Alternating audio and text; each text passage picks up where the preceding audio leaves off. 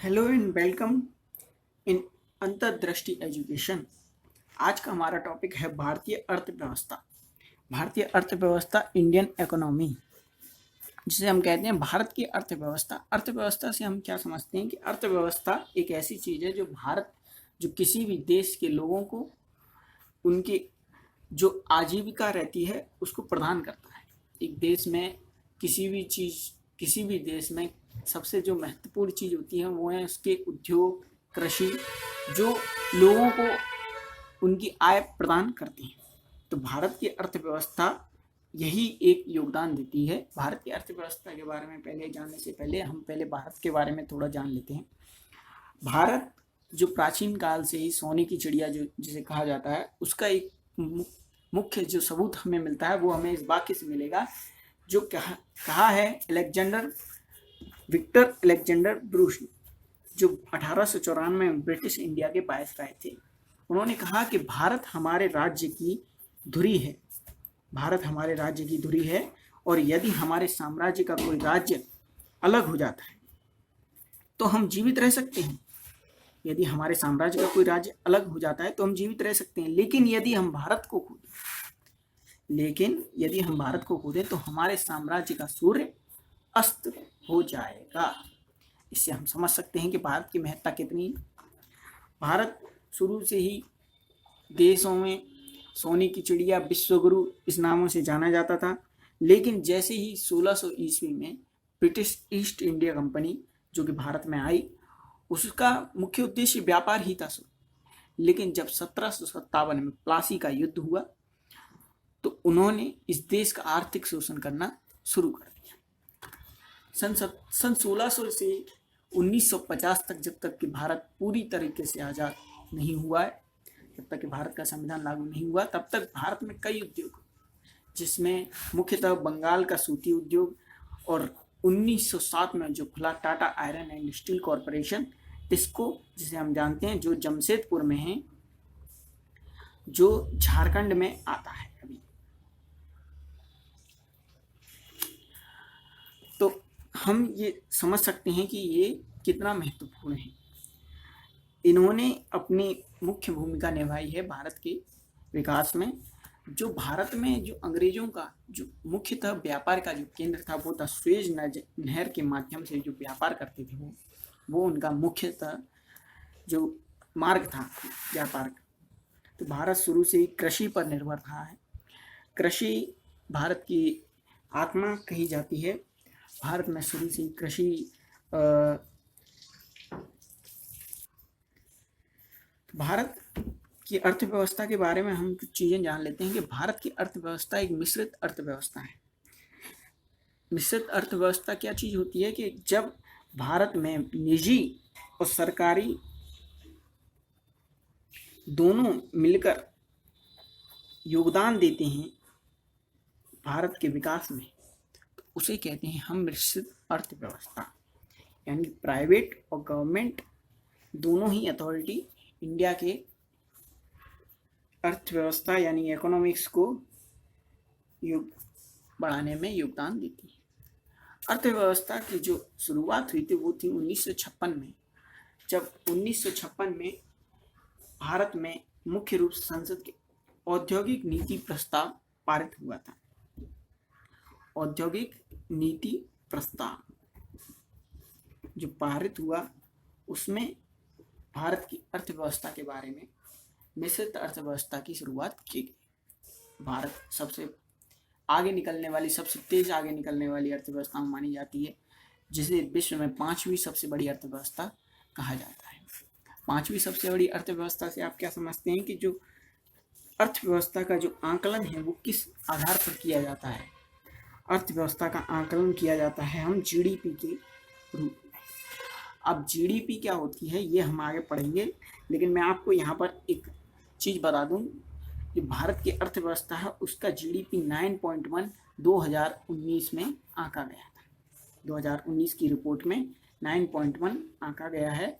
सबसे पहले जो आती है अर्थव्यवस्था वो है यूएस, उसके बाद चीन, उसके बाद जापान और उसके बाद जर्मनी और फिर आता है भारत। तो पांचवी सबसे बड़ी अर्थव्यवस्था मानी गई। अर्थव्यवस्था में जो भाग लेने वाले प्रमुख 3 भाग होते हैं, उनमें प्राथमिक जो क्षेत्र है उसमें आते हैं हमारे कृषि, मछली पालन और जो भी उत्खनन खनन जो भी हैं वो प्राथमिक क्षेत्र में हमारे आते हैं। द्वितीय क्षेत्र में आने वाली चीज वो है उद्योग, निर्माण कार्य और बिजली गैस आपूर्ति, ऐसे क्षेत्र द्वितीय क्षेत्र में आते हैं। तृतीय क्षेत्र में हमारी सेवाएं, प्रशासनिक सेवाएं, डाक सेवाएं, सामुदायिक सेवाएं, ये हमारे तृतीय क्षेत्र में आती हैं। तो भारत की अर्थव्यवस्था में किसी भी राष्ट्र की अर्थव्यवस्था का जो मूल आंकलन किया जाता है वो होता है उसकी राष्ट्रीय आय। राष्ट्रीय आय क्या होती है? किसी भी देश में जो उत्पाद हैं, जो भी सामान हैं, उनकी जो मूल्य रहता है, उनके शुद्ध मूल्यों का जो योग रहता है वो होता है उसकी राष्ट्रीय आय। राष्ट्रीय आय का आंकलन जो समय है वो होता है 1 अप्रैल से 31 मार्च तक। 1 अप्रैल से 31 मार्च तक इसका आंकलन किया जाता है, क्योंकि यहीं से हमारे हिंदी वर्ष की शुरुआत होती है। तो जो राष्ट्रीय आय है वो हर देश की एक आय जो एक निश्चित समय के लिए निकाली जाती है और 1 वर्ष के लिए भारत में निकाली जाती है। राष्ट्रीय आय में जो महत्वपूर्ण बिंदु हैं उनमें सबसे महत्वपूर्ण जो चीज़ होती है वो है सकल घरेलू उत्पाद, ग्रॉस डोमेस्टिक प्रोडक्ट, जिसे जीडीपी हम कहते हैं। जीडीपी क्या होता है? जैसे मान लीजिए जीडीपी के लिए सबसे पहले हम ये देखते हैं कि जीडीपी की शुरुआत कहाँ से हुई। जीडीपी की शुरुआत हुई थी सन 1937 में। साइमन करके एक अधिकारी थे, उन्होंने इस तरीके का एक रिपोर्ट बनाई और उस रिपोर्ट को पेश किया जिसमें हर एक उत्पाद और उसके मूल्य का, हर एक सेवा और उसके मूल्य का जो योग निकाल के, इसमें जो सेवाएं या उत्पाद हैं वो इंटरमीडिएट, फाइनल जो उत्पाद है, फाइनल जो सेवा हैं, उनका योगदान किया गया। उनके मूल्यों का, बाजार मूल्यों का जो योग होता है उसे ही हम जीडीपी कहते हैं। इसको हम इस तरीके से समझ लेते हैं। मैं आपको एक एग्जांपल देता हूँ जीडीपी के लिए। मान लीजिए कि जैसे कोई देश है, मान लीजिए, और उसमें एक साल में, एक निश्चित समय में, एक साल में 10 पेन और 5 बुक्स, इनका निर्माण होता है।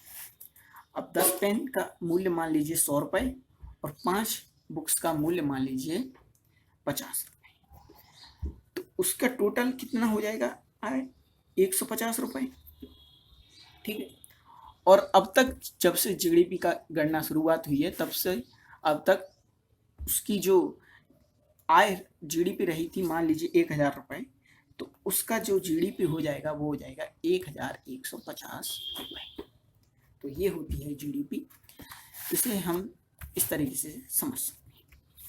अब जीडीपी में सबसे जो महत्वपूर्ण चीज़ है वो है घरेलू, डोमेस्टिक, यानी कि जो भी उत्पाद हो रहे हैं वो हमारे डोमेस्टिक टेरिटरी, मतलब भारतीय सीमा के अंदर ही होना चाहिए, सीमा के अंदर ही होना चाहिए जो भी उत्पाद होंगे।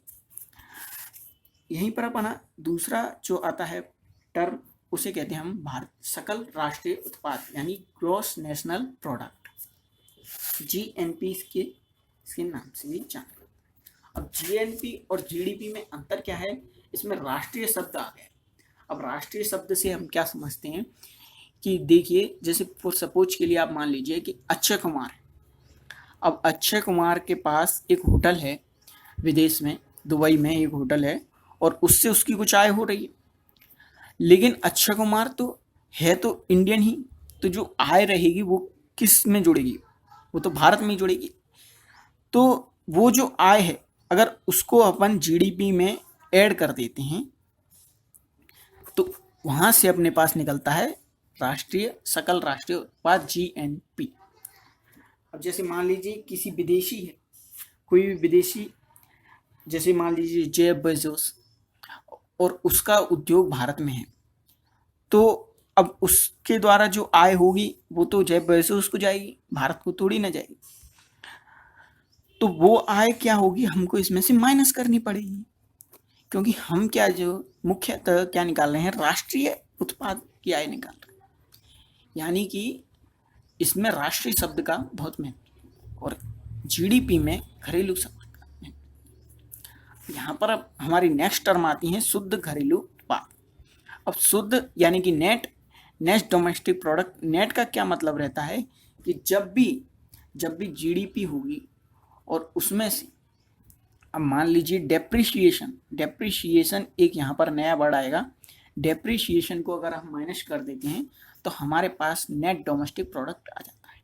अब डेप्रिशिएशन क्या चीज़ होती है, मान लीजिए कि आपने एक घर लिया और उस घर की आपने मान लीजिए 10,000 रुपये का घर लिया है और 10 साल बाद उसकी जो मूल्य थी, उस घर की जो कीमत थी वो 9,000 रुपये रह जाएगी, क्योंकि 1,000 रुपये का तो मतलब मान लीजिए घर 10 साल में थोड़ा बहुत तो उसका दाम घटेगा ही, तो 9,000 रुपये हो जाएगी। तो 1,000 रुपये क्या हुआ, वो हमारा डेप्रिशिएशन हो गया।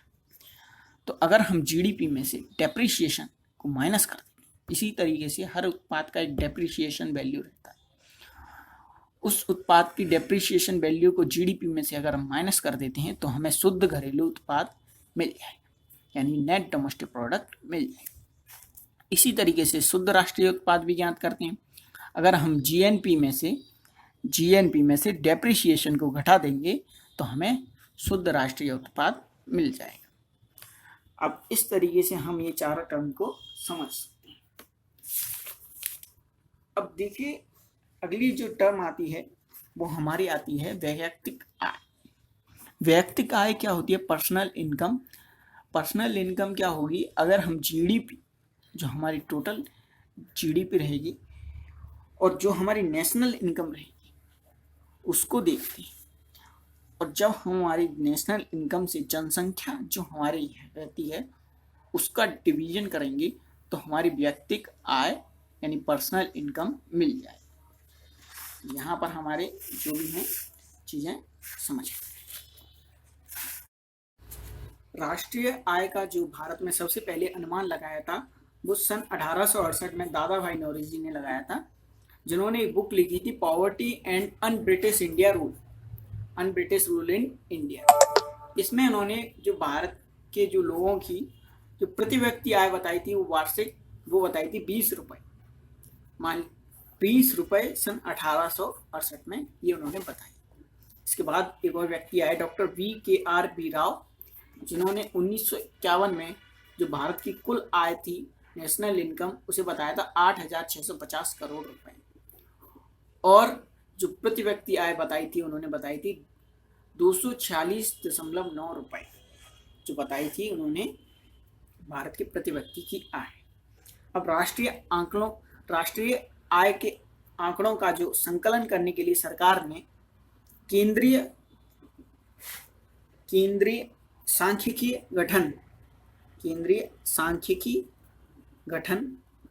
संगठन का निर्माण किया, स्थापना की, जिसे इंग्लिश में कहेंगे सेंट्रल स्टैटिस्टिकल ऑर्गेनाइजेशन। इसकी स्थापना की और ये राष्ट्रीय आय के आंकड़े प्रकाशित करती है। अब जो नई चीज बताई उसमें भारत के बारे में जब हमने देखा कि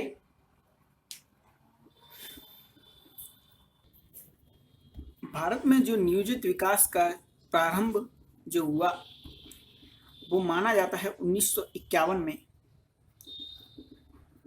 जब भारत में पंचवर्षीय योजनाओं की शुरुआत हुई। प्रथम पंचवर्षीय योजना सन 1951 में शुरुआत हुई।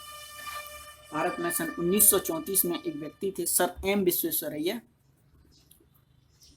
जिन्होंने एक पुस्तक लिखी, इसका नाम है भारत के लिए नियोजित अर्थव्यवस्था, planned economy of India. Sir M Visvesvaraya Bharat की जो स्वतंत्रता है उसमें सहयोग देने वाले। इसी दिशा में जो एक और कदम जो उठाया है वो था उठाया पंडित जवाहरलाल नेहरू की अध्यक्षता में, जब उन्होंने एक राष्ट्रीय नियोजन समिति का गठन किया। 1938 में पंडित जवाहरलाल नेहरू ने राष्ट्रीय नियोजन समिति का गठन किया और इसी तरीके से कई अन्य प्लान भी बनाए गए, जो बॉम्बे प्लान, गांधीवादी योजना और जन योजना, इस तरीके के कई प्लान धीरे धीरे आते रहे। 1950 में सर्वोदय योजना नामक एक योजना प्रकाशित की। 1950 में जयनारायण प्रकाश ने सर्वोदय योजना करके एक योजना प्रस्तावित की। इसी तरीके से एक गठन किया गया जो योजना आयोग का गठन किया गया। अब योजना आयोग का गठन इसलिए किया गया, इसका संविधान में कोई उल्लेख नहीं, किंतु इस भारत की अर्थव्यवस्था उस वक्त बहुत ही ज़्यादा कमजोर थी और उसको बढ़ाने के लिए कई योजनाएं बनाने की आवश्यकता थी। तो इस तरीके से एक योजना आयोग का गठन किया गया। इस योजना आयोग का कार्य था, इसके जो मुख्य रहते हैं वो रहता है प्रधानमंत्री, मुख्य अधिकारी प्रधानमंत्री रहता है और सचिव रहते हैं इसमें अब इसके उपाध्यक्ष और सदस्यों का कोई भी निश्चित कार्यकाल नहीं है।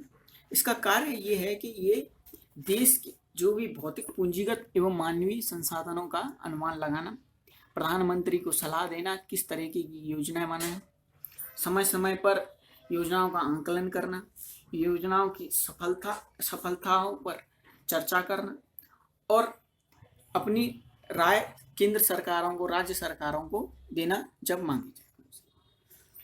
इसी में दूसरा कदम जो उठाया वो था राष्ट्रीय विकास परिषद, नेशनल डेवलपमेंट काउंसिल। राष्ट्रीय विकास परिषद भी एक गैर संवैधानिक निकाय है। संविधान में इसका कहीं भी संविधान में इसका उल्लेख नहीं है। इसके लिए सन 6 अगस्त 1952 में इसका गठन किया गया। सरकार के द्वारा एक प्रस्ताव लाया गया और उसमें इसका गठन किया गया। प्रारंभ में मुख्यमंत्री इसके सदस्य हुआ करते थे, किंतु 1967 के बाद इसमें मंत्रिपरिषद के सभी सदस्य, केंद्र शासित प्रदेशों के प्रशासक तथा योजना आयोग के सभी सदस्य भी इस निकाय के सदस्य हो। जो योजना आयोग था जो हमारा, उसका विनिर्माण हमारे माननीय प्रधानमंत्री ने नीति आयोग का विनिर्माण 1 जनवरी 2015 को हुआ था। माननीय प्रधानमंत्री जी ने नीति आयोग का पुनर्गठन, जो योजना आयोग था हमारा, उसका पुनर्गठन नीति आयोग के रूप में किया था, क्योंकि योजना आयोग के जो निर्माण के जो लाभ थे हमें वो पूरी तरीके से नहीं मिल पा रहे थे, इसलिए नीति आयोग के रूप में इसको पुनर्गठन किया गया। नीति आयोग, जिसकी हम पहले ही देख चुके हैं, national institution for transforming India, ये इसका पूरा फुल फॉर्म जो होता है। यहाँ पर हमारे ये टॉपिक ख़त्म होते हुए पूरा इसके आगे हम देखेंगे 1950 के बाद होने वाली योजनाएं जो भारत के विकास में महत्वपूर्ण योगदान देती हैं। और थैंक यू वेरी मच।